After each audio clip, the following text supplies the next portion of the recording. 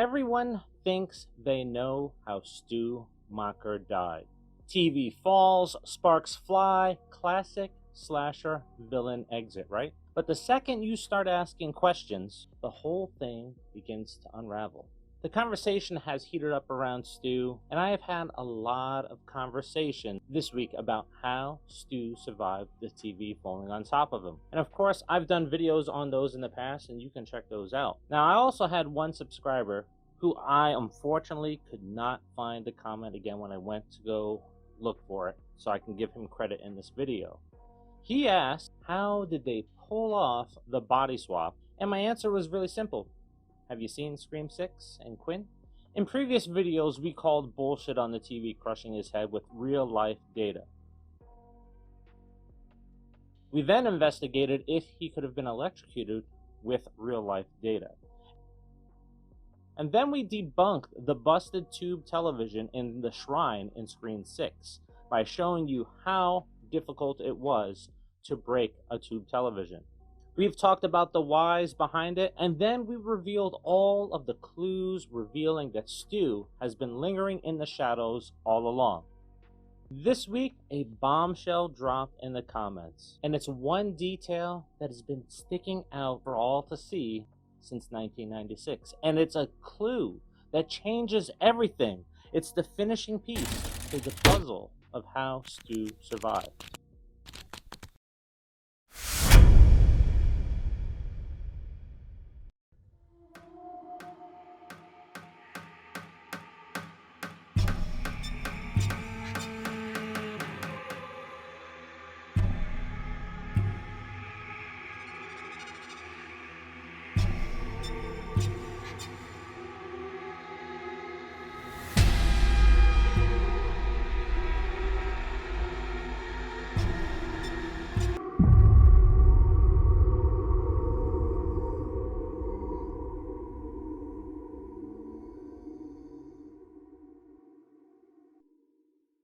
What's up, everybody? This is Dave from Nerdbox, and welcome to another episode of the Popcorn Theory. This is episode -1. We did -0 last week because I filmed the season premiere of Popcorn Theory just before the trailer dropped, and since then, there has been so much discussion and so many clues that have popped up in that trailer alone, and you can go ahead and take a look at the 41 things that you may have missed in that trailer by clicking on this video up here. Now, in Popcorn Theory, we don't just watch the movies, we break down all the little details. Sometimes it goes on real-life data where we'll go ahead and look at how many people died from a TV falling on them, and actually the number is quite surprising. A lot of people in the comments think that that TV is going to kill them, but fortunately, one person, 160,000 televisions. The data doesn't lie. Now, in this video, we are talking about if Stu survived, how was his body swapped out of the crime scene? And thanks to subscriber Mr. Gentoo for dropping the little nuggets of information on how it all played out, and we're going to talk about that in this video. Now, before we begin, don't forget to drop a like on this video, drop comments, call my bullshit out if you think it's bullshit. If you support it, let me know. Let me hear your theories on Stu Macher surviving or any of the other Ghostface that may have been unalived in the past. And yes, I have to say unalived or YouTube will crush my algorithm. But go ahead and drop that in the comments. If you're not subscribed to the channel, please go ahead and subscribe to the channel. Don't worry about the notification bell because guess what? We'll be there in your subscription history and you can watch us at any time. Now, since we're talking about Stu, if you go over to our store now, I quickly put together an all on board the Stu train. So you can go ahead and get that shirt and rock that with Scream 7 coming out to the theaters. Now let's get to it.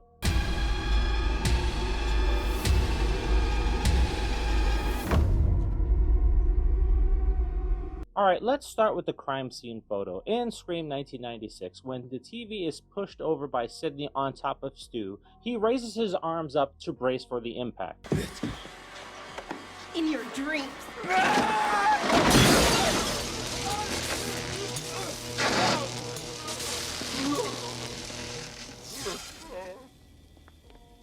You may have noticed his arms fall backwards, landing by his head. Now let's look at that again, just in case you missed it. But in the official crime scene photo from that living room, we see something much different. His arms are down at his sides. The position is completely different.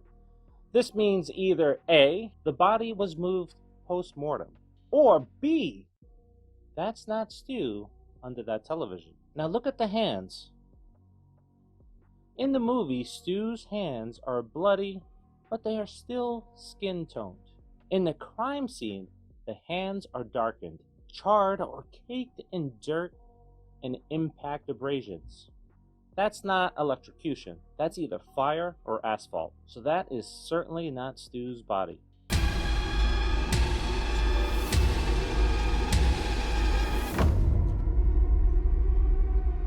Again, if this theory sounds far-fetched, we have to remember a few things. The Scream franchise has a thing for fake-out deaths.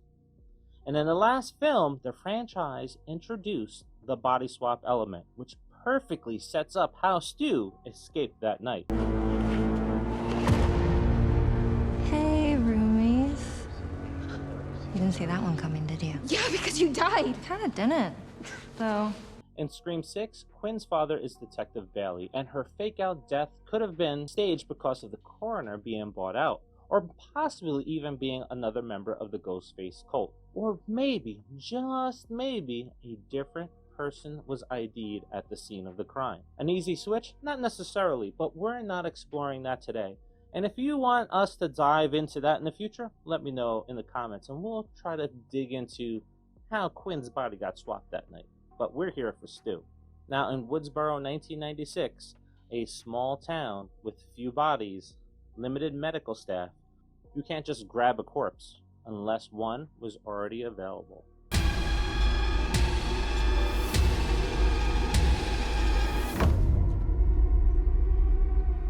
Let's go back to the party. When Randy gets a call about Principal Henry being strung up from a flagpole, we see 5 drunk teens race out of the house and pile into a car. We watch them speed off, we watch them nearly hit Dewey and Gale, and then we never see those kids again. That bad. No. I think that's just because you kind of like me. You sure I'm coming fast. Slow down! Freeze! No return shot, no reaction shot, no crowd scene, no follow-up. Their story just ends because they never made it to the school.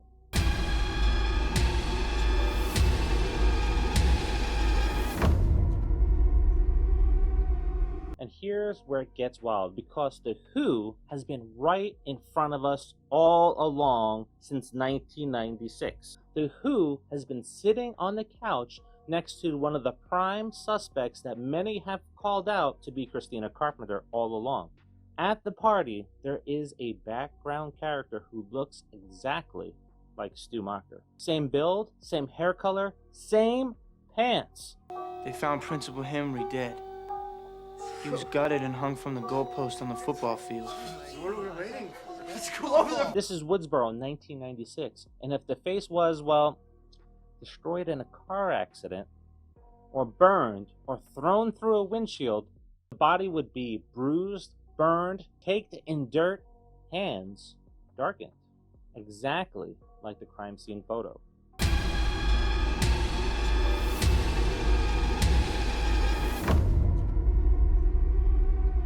Billy was already dead, and the Woodsboro police would have needed a narrative to restore order. And with survivors revealing that there were 2 killers that night, both being dead, Woodsboro is now safe. And Stu surviving means media chaos, legal complications, family lawsuits, and hurt reputations. My God, look, we've been debating this for almost 3 freaking decades. So can you imagine in real life what this would have done if Stu had survived, the chaos around it? And if we remember in Scream, there are theory videos floating around in their universe's YouTube about him being alive. But in the end, the sheriff of Woodsboro signs the story off, case closed, clean narrative, and everyone moves on in Woodsboro.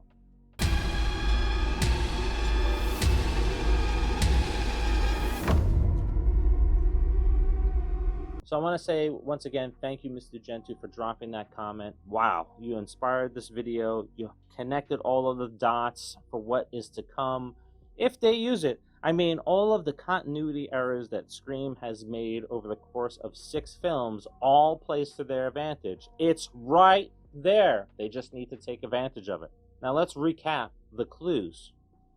There's a drunk Stu lookalike at the party.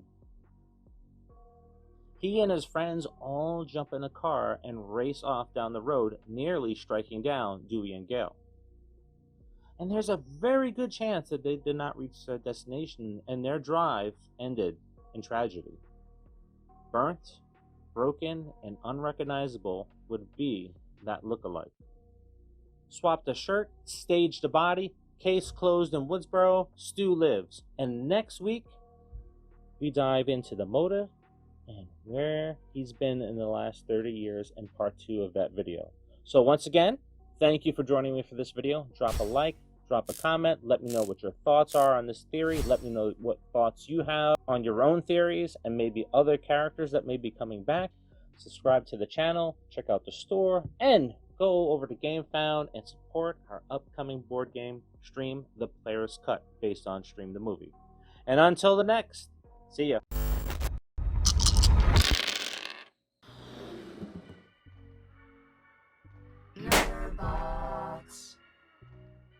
Good evening, ladies and gentlemen. I want to show you something.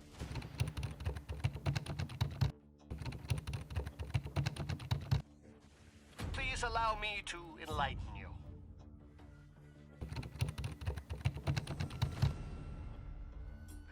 Tonight, we are running a game of sorts.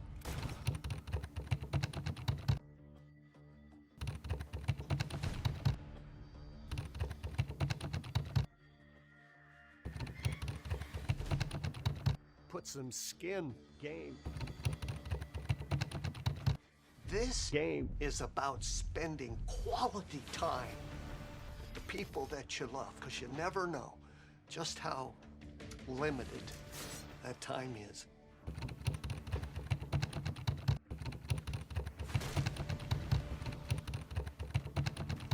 Survival of the fittest. Games are as old as the world.